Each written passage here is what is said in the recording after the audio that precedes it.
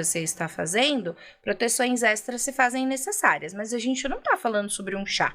A gente não está falando sobre um banho. A gente não está falando sobre um preparo de um pó mágico. A gente está falando de rituais, onde vai ser necessário evocação, abertura de portais. Rituais de magia em casa. O que dá para fazer de magia em casa? Tudo. Como assim tudo? Absolutamente tudo. A ideia de que magia, de que bruxaria, de que processos ritualísticos se faz necessário uma capa costurada com pelo de elfo, uma varinha forjada com o sangue de um unicórnio e uma taça feita do mármore do gafanhoto, isso é um rolê que separa e que acaba tirando as pessoas do foco principal, que é fazer a magia em si, e acaba elitizando um contexto que não é para ser elitizado. A gente está falando de uma religião com base pagã, a gente está falando do cara pobre, que não podia entrar na igreja, porque o camponês pobre, tá, que assistia a missa do lado de fora, se assistisse a missa, sabe? A gente não tá falando de gente rica, de gente com dinheiro. Então, rituais dentro de casa a gente faz o tempo todo. É exatamente aí o foco de entender e por que, né, que apesar da base Wicca, o templo da deusa ele é todo voltado para a bruxaria natural, justamente porque a pessoa ela percebe que ela está fazendo magia, ela não precisa fazer.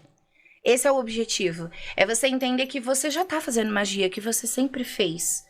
Você não precisa aprender nada, você só precisa enxergar que você já tá fazendo aquilo.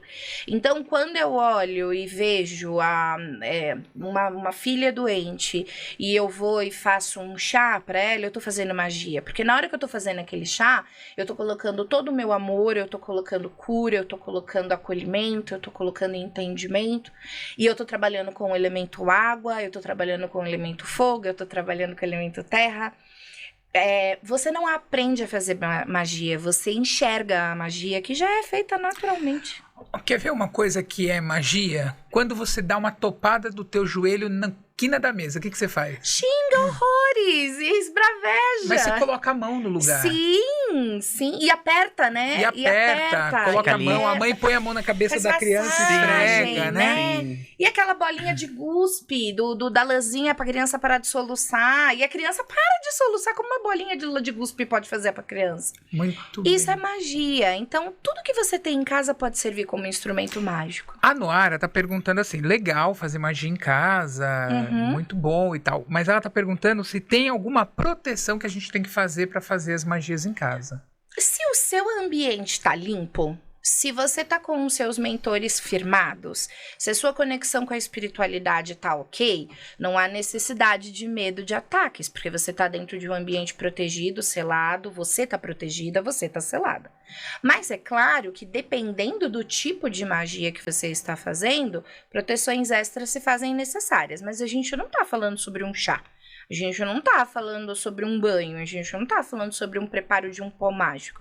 A gente tá falando de rituais, onde vai ser necessário evocação, abertura de portais. Aí sim, forjar um círculo mágico é bacana, queimar, né, alguma erva de limpeza também. Desenhar, de fato, um círculo com carvão, com pemba, com alguma coisa consagrada também é legal. Mas isso é para questões que vão envolver a invocação, evocações, aí sim a gente precisa de mais cuidado. Mas isso já é processos ritualísticos, não mágicos. Entendi. Então tem essa diferença do que é ritualístico e do que é mágico. Exatamente. O mágico a gente faz naturalmente. Magia Vou preparar acontece um todo café, dia. faço um processo mágico. Com certeza. Vou fazer uma ritualística, aí sim, é outra coisa. Aí precisa de preparo. A gente precisa que aquele ambiente esteja limpo.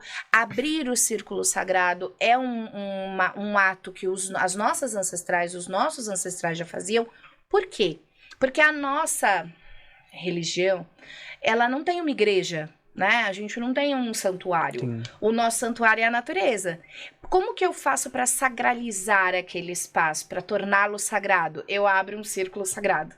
E aí eu torno aquele ambiente sagrado para poder celebrar os meus sabás, os meus rituais e todo o restante do processo. O circo ele serve para isso, para você sacralizar um ambiente qualquer para servir numa ação e numa função religiosa. Diferente das outras religiões que já têm, né, os seus espaços. Legal. Nós temos muitas pessoas que assistem o podcast, que assistem o canal também, que não são da bruxaria, né? Que são de outras religiões ou têm contato com outras coisas. E eu tenho que perguntar para toda bruxa que vem aqui a mesma coisa, né? Quando é que você fez o pacto? Olha... Gente, vocês precisam de ver. A Evelyn deu um salto na cadeira agora, porque ela falou, a Jéssica vai voar no pescoço dele. Vocês não viram a cena. Você quer entender por que a Evelyn deu pulo? Eu fiz o pacto quando eu casei com ela. Esse foi o único pacto que eu já fiz. A tia Evelyn deu um pulo porque ela fez, eita, agora que ela vai falar. Foi o único pacto que eu já fiz. O único. De resto, nessa encarnação eu não fiz. Se os receptáculos anteriores fizeram, elas só complicaram essa encarnação. Fico agradecida, mas não fiz. Esse rolê de pacto, ele acontece sim, é possível sim. Tem as suas vantagens e desvantagens como tudo na vida, mas não faz parte da bruxaria natural. Não faz parte da bruxaria natural, mas não. Pode fazer da bruxaria ritualística. Pode fazer parte da bruxaria ritualística, pode fazer parte da Wicca, pode fazer parte de outras vertentes de bruxaria. Muito legal. Sim, mas da natural não. Sim. Eu tenho uma pergunta. Puxando esse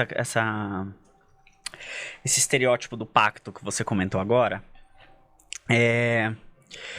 eu acredito que hoje você viva da sua prática, mas sempre foi assim? Ou você teve empregos formais, vamos dizer assim? E aí, nesse meio tempo, como que as pessoas lidavam com o fato de você ser uma bruxa? Tá. Como o meio secular lidava com o fato de você ser uma bruxa? Então, eu sou uma capricorniana com ascendente em Áries. Então, eu nunca dei a oportunidade de ninguém falar nada a respeito da minha vida. Eu não sei se isso é um privilégio, se isso é uma característica, mas eu nunca ouvi desaforo, sabe? Eu nunca...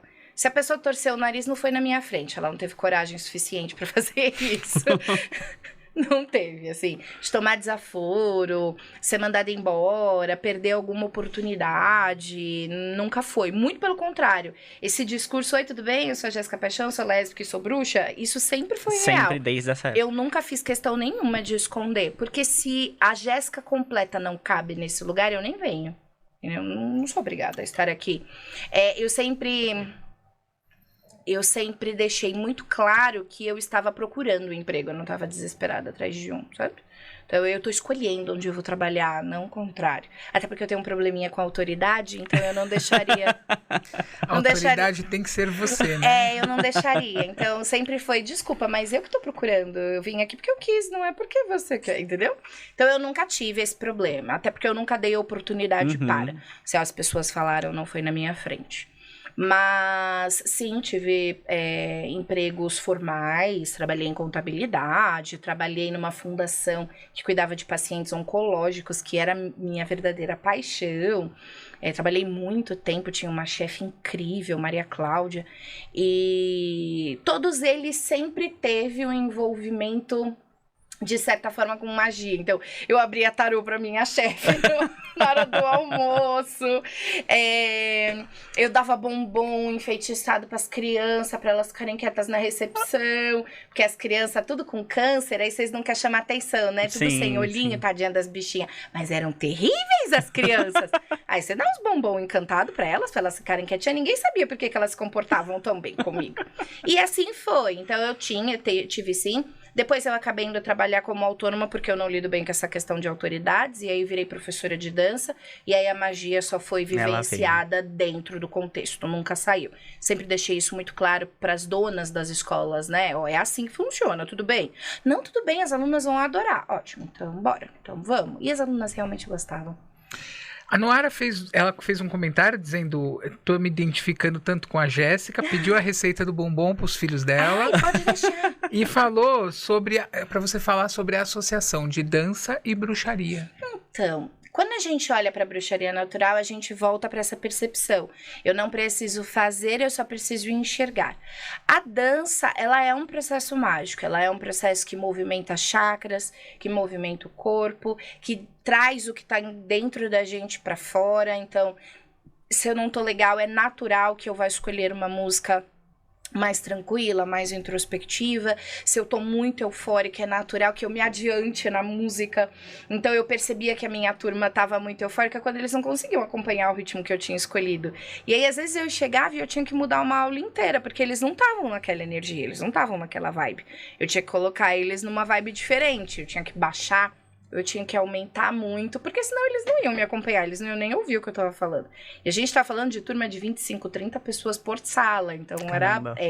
administrar é complicado. A dança, ela é uma manifestação emocional, ela é uma manifestação energética. Então, naturalmente, é magia. Quando a gente olha para o contexto mais da minha área de dança, que é a parte oriental, a dança do ventre, ela tem toda uma conotação tanto pagã quanto energética. A gente movimenta muito Kundalini, Hara, plexo solar, a gente movimenta muito chakra cardíaco, a gente movimenta muito as mãos e todo o contexto, né, energético disso. Trabalha-se muito com véus, com tecidos, a gente tem o ar fazendo parte. Os elementos, né, os objetos usados na dança do ventre, tanto na dança do ventre quanto na dança cigana, eles são separados por elementos. Então, a gente vai fazer uma dança do fogo. Vamos usar uma espada, vamos usar um punhal, vamos usar... a gente vai fazer uma dança do ar, vamos usar um véu, vamos usar, né, um snuge. Então, isso sempre esteve muito envolvido. Não dá para separar, é impossível fazer, impossível. Muito bom. E então, assim, quando uma pessoa pega e liga lá na casa dela o rádio para dançar em casa, ela tá fazendo uma magia ali, ela pode fazer uma limpeza de ambiente fazendo uma dança, por exemplo. Sim, sim. Onde foi que eu vi uma vez? A pessoa fazia um encontro e as crianças, elas corriam e brincavam, e aí alguém perguntou, nossa, mas isso não te atrapalha? E aí a pessoa olhou e fez, me atrapalhar mais a energia nociva que fica aqui parada, elas estão me ajudando, elas estão trabalhando para mim. E é exatamente este o objetivo. Uma casa sem música, uma casa sem dança, tem energia acumulada, não adianta pensar o contrário. Então, a gente precisa desse movimento, ele faz parte, né, da natureza.